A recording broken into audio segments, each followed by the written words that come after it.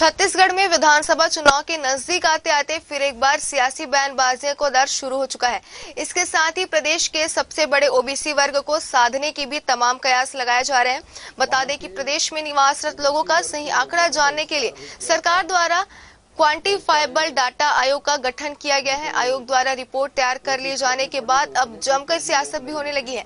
मामले में पूर्व मंत्री अजय चंद्राकर ने प्रेस वार्ता लेकर सरकार पर कई गंभीर आरोप लगाए और मांग की है कि आयोग द्वारा तैयार रिपोर्ट के आधार पर 24 घंटों के अंदर कार्रवाई की जाए।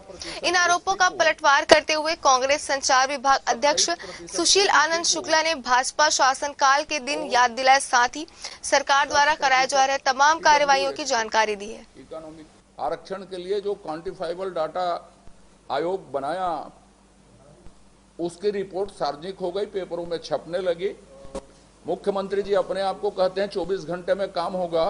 आजकल जिला बन जाएगा 24 घंटे में, तो उसको 24 घंटे में अब माननीय उच्च न्यायालय को स्टेटस देकर ऑर्डिनेंस जारी करना चाहिए और मतदान के पहले उनको 27% ओबीसी को, 10% जो ईडब्ल्यूएस के लोग हैं उनको और 13% एससी लोगों को आरक्षण देना चाहिए। और साथ में अपनी सरकारी पत्रिका जनमन में जो फ्री वितरित होती है, जो रोजगार के आंकड़े दिए हैं वो पूरी तरह असत्य हैं, वो विधानसभा के उत्तरों से मिलते नहीं। इस सरकार ने विधानसभा जैसी संवैधानिक संस्था को भी गुमराह किया है और छाप के निःशुल्क वितरण करके छत्तीसगढ़ के बेरोजगार नौजवानों की भावनाओं के साथ खिलवाड़ किया और इन्हीं के चलते छत्तीसगढ़ में अवसाद बढ़ रहा है। छत्तीसगढ़ में आत्महत्या, हत्या, अपराध जो बढ़ रहे हैं, उसके पीछे यदि कहीं हैं तो कांग्रेस की नीति है, इस सरकार की नीति है जो रोजगार देने में असफल रही, स्वरोजगार देने में असफल रही। साल तक इस प्रदेश में भारतीय जनता पार्टी की सरकार थी, अजय चंद्राकर उसमें मंत्री थे।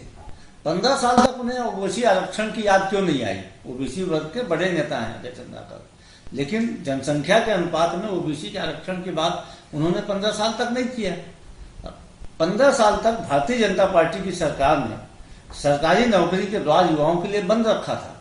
कभी भी युवाओं को रोजगार देने की बात अजय चंद्राकर ने नहीं कही।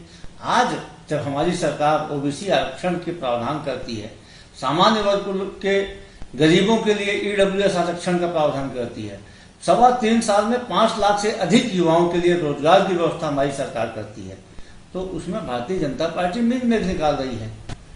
हम सवाल करते हैं कि भारतीय जनता पार्टी ने क्या किया ओबीसी आरक्षण के लिए? अजय चंद्राकर को इसका जवाब देना चाहिए। क्यों सरकारी नौकरी के द्वार युवाओं के लिए बंद किए गए थे?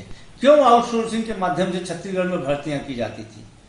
क्यों छत्तीसगढ़ में पिछले 1.5 दशक से एक भी शिक्षक की भर्ती नहीं की गई थी? इन सारे सवालों का जवाब छत्तीसगढ़ की जनता भारतीय जनता पार्टी से मांग रही है। रायपुर में बढ़ते अपराध